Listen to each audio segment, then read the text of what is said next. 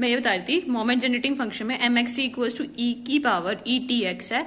ई t x को हम लिख सकते हैं समेशन ई टी एक्स पी एक्स, और ये बता देता है यहाँ पे दोनों की पावर एक्स थी, ई टी की भी और पी की भी, तो हम दोनों को इकट्ठा करके एक्स लिख दिया क्यू एन माइनस एक्स और summation x equals to 0 to n. फिर मैंने तुम्हें बताया था ये किसकी फॉर्म होती है, बायनोमियल की। बायनोमियल में तुम्हें जनरल पढ़ी होगी, अगर एक्स प्लस वाई की पावर एन होता है तो मैं उसको ऐसे लिख सकती हूँ एक्स की पावर एक्स मतलब आर और वाई की पावर एन माइनस आर, और आगे एन सी आर होता था और आर वेरी करता है, 0 से 0 पुट करोगे तो फर्स्ट टर्म आ जाएगी, 1 पुट करोगे सेकंड टर्म। तो इसकी जगह अगर मैं सारी टर्म पुट करने की जगह समेशन लगा दूं तो ये किसकी फॉर्म बन जाती है, बायनोमियल की। तो ये वही फॉर्म है, देखो एनसीएक्स आर की जगह एनसीएक्स है, जो भी टर्म है उसकी पावर में एक्स और एक्स क्यू की पावर में एन माइनस आर। तो जो ये दो टर्म्स हैं उन दोनों की पावर में जो ये वाला टर्म होता है एन है, तो एन आ जाएगा पी की power P e t plus q की पावर एन। फिर अब इसने बोला है, ये तो था किसके अबाउट था, ओरिजिन के अबाउट। अब मैं कर रही हूं अबाउट मीन के अबाउट। अब मीन के अबाउट करेंगे तो यहाँ पे वहां पे x माइनस 0 लिख सकते हो, यहाँ पे क्या लिख देंगे x माइनस म्यू।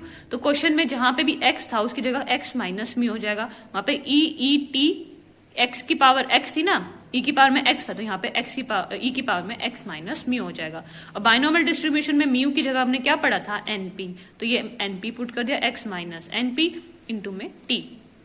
फिर क्या किया, दोनों को e की पावर अलग अलग कर दी, और बेस सेम है तो पावर अलग अलग लिख सकते हो, जैसे यहाँ पे कहती हूँ मैं बेस सेम है तो पावर ऐड हो जाती है, वहां पे अलग अलग किया है। फिर ये बताया था e जो है वो x पे काम करता है, बाकी जो हमारी कांस्टेंट टर्म है वो कांस्टेंट टर्म e के साथ, तुमने पढ़ा था e of a x is equal to a into में ई एक्स, मतलब जो भी तुम्हारी कांस्टेंट टर्म है वो एज इट इज बाहर आ जाएगी। तो यहाँ पे कांस्टेंट टर्म कौन सी है, e minus n t n p, वो लिख दिया। फिर e इंटू में e की पावर ई टी एक्स, वो लिखा।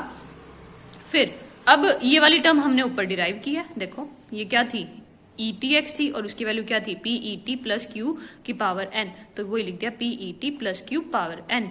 अभी देखो इधर भी पावर एन है, ये देखो इसका मतलब यही होता है, अगर मैं लिखूं e इंटू में 2n लिखूं तो तुम लिखना चाहो तो e की पावर n इंटू में 2 भी लिख सकते हो और e2 की पावर n भी लिख सकते हो, दोनों की बात एक ही है। तो यहाँ पे इधर भी n है पावर में, इधर भी n है, तो मैंने दोनों टर्म्स में से n कॉमन ले लिया बाहर, अंदर बचा e की power minus T P P e t plus Q. यहाँ पे एक स्टेप मैं लिख देती हूँ, e minus T P P e t plus q की होल पावर n।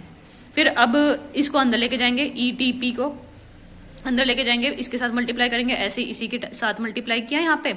फिर e की पावर t, दोनों में से t कॉमन था तो इधर कॉमन लेके 1 माइनस पी किया, और तुम्हें पता ही 1 माइनस पी क्या होता है, क्यू, तो इसके नीचे लिख दिया ई t Q plus Q E T, और तो टर्म्स एज इट इज लिखे। इस टर्म को देख लेना, 1 माइनस पी तुमने पढ़ा है, p plus q is equal to 1, तो p की वैल्यू हो जाएगी, सॉरी क्यू 1 माइनस पी हो जाएगी क्यू।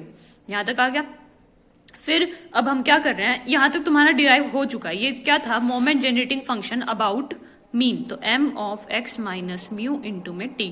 लेकिन मैं कहूं कि तुम्हें इसी से मीन बता दो और इसी से वेरिएंस बता दो, तो इससे और आसान तरीका क्या है कि मैं इसको एक्सपेंड कर लूं। अब बाइनोमियल एक्सपेंशन है, बाइनोमियल कह लो, या फिर नहीं, e की एक्सपेंशन याद है तुम्हें, e की एक्सपेंशन क्या थी, e की एक्सपेंशन को खोलेंगे, देखो e की power x is equal to 1 plus x by 1 factorial x square by 2 factorial up to so on, ये e की एक्सपेंशन है। अब क्वेश्चन में एक जगह तो हो रहा है यूज ई टी क्यू, तो ई टी क्यू की जगह x की जगह टी क्यू पुट कर दो, 1 t q by 1 factorial t square q square by 2 factorial up to so on.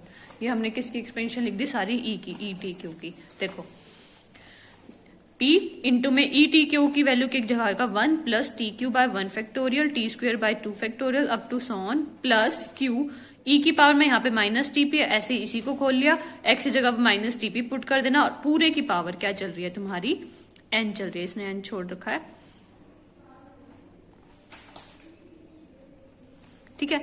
उसके बाद अंदर की सारी टर्म्स को कलेक्ट किया, जैसे यहाँ पे p इंटू में 1 है और q इंटू में 1 है, इकट्ठा कर लिया, t की पावर 1 को इकट्ठा करता है, p इंटू में q बाय 1 फैक्टोरियल, और एक एडी यहाँ पे भी t की पावर 1 है और माइनस p बाय 1 फैक्टोरियल, तो इसने यहाँ इकट्ठा कर लिया। फिर t स्क्वेयर बाय 2 फैक्टोरियल के, बस तुम 3 तक इकट्ठे कर लेना, t 3 बाय 3 फैक्टोरियल तक। क्यों, क्योंकि हमें क्या चाहिए वेरिएंस के लिए, वेरिएंस के लिए तो टी स्क्वायर तक की वैल्यू चाहिए होती है और मीन के लिए इसके लिए बस इतनी कर लेना, तुम क्यूब तक और कर लेना। इसको एक्सपेंड करके सबकी टर्म्स, जैसे कोफिशिएंट चेक करता है t by 1 factorial, t square by 2 factorial, ऐसे टी 3 बाय 3 फैक्टोरियल। मैंने यहां तक कलेक्ट करा के पूरे की पावर एन हो गई, वो बाहर चल रही थी एन, इसने इकट्ठा करके यहां लिखा हुआ है। उसके बाद देखो, एक मिनट, इसे टी वाली टर्म, हाँ एक चीज और देखो, जो इधर वाली टर्म थी ये वाली टर्म क्या हो गई, cancel out, P Q minus P Q 0। और अभी बताया था मैंने कि मीन अबाउट मीन क्या होता है, हमेशा 0 होता है। और ये क्या बोल रहा है, मैंने तुम्हें बताया था कि जो mxt में होता है वो कोफिशिएंट्स चेक करते हैं हम टी की power r by r factorial. Mu R dash क्या होता है, कोफिशिएंट, ये तुम्हें बताया था मैंने, mu R dash is equals to coefficient of T की power r by r factorial. तो म्यू वन डैश क्या होता है, म्यू वन डैश तो हमें पता है एनपी है, लेकिन अबाउट मीन म्यू क्या होगा, हमेशा 0 होगा। अबाउट मीन होता है ना ये, और डैश वाले अबाउट ओरिजिन, ओरिजिन में तो एनपी आएगा, लेकिन अबाउट खुद के अबाउट क्या आएगा, 0। और ये हम कौन सा टॉपिक कर रहे हैं, अबाउट मीन। तो फर्स्ट जो टी की पावर 1 तो आनी थी 0, बाकी टर्म्स भी ये बच गई। उसके बाद अगर तुमसे कहूं मैं, ये आगे देखो क्या किया है यहां तक, पर अभी आगे क्या चल रहा है, पावर एन और चल रही है। अगर एन ना होती तो मैं सीधा कंपेयर कर लेती। तो हम क्या करेंगे, अभी एन को और ओपन करेंगे, तो हमने एक्सपेंशन लगानी है। देखो ये वाली 1 प्लस एक्स की पावर एन, ये भी बायनॉमियल एक्सपेंशन है, पढ़ा होगा तुमने, NC 0 एक्स की पावर 1, 1 की पावर n माइनस 1, 1 की पावर कुछ भी हो, लिखो ना लिखो एक ही बात है। यहाँ पे ना एक्स की पावर 0 आएगा, कुछ मिस्टेक्स है तो मैं साथ के साथ बता देती हूँ। NC 0 एक्स की पावर 0 प्लस NC 1 एक्स की पावर 1, NC x एक्स की पावर 2। देखो 1 की पावर भी चल रही है, लेकिन 1 की पावर कुछ भी हो तो वो एज इट इज रहती है, तो ये टर्म बन गई। अब इसी चीज को मैं इस पे लगा लेती हूँ, 1 प्लस जो भी टर्म है, इस पूरी टर्म को मैं क्या मान लेती हूँ, x, और पावर में क्या चल रहा है, n।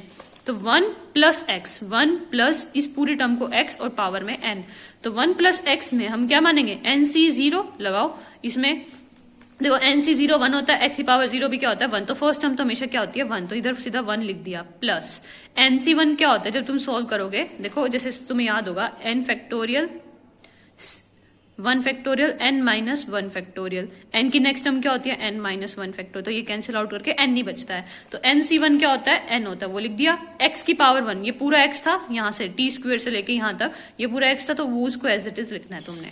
यहाँ पे ना टी की पावर 4 तक लिख लेना अगर जरूरत पड़ी, वैसे टी तक क्यूब भी एज इट इज ठीक है, डैश डैश डैश लगा देना, प्लस NC2, जब तुम NC2 को सॉल्व करोगे यहाँ पे 2 आएगा, NC2 को सॉल्व करोगे n इंटू में n माइनस 1 बाय 2, ये मैं नहीं कर रही, तुम्हें आ जाएगा। NC2 को सिंपल जैसे मैंने भी खोल के दिखाया था वैसे लिखना है।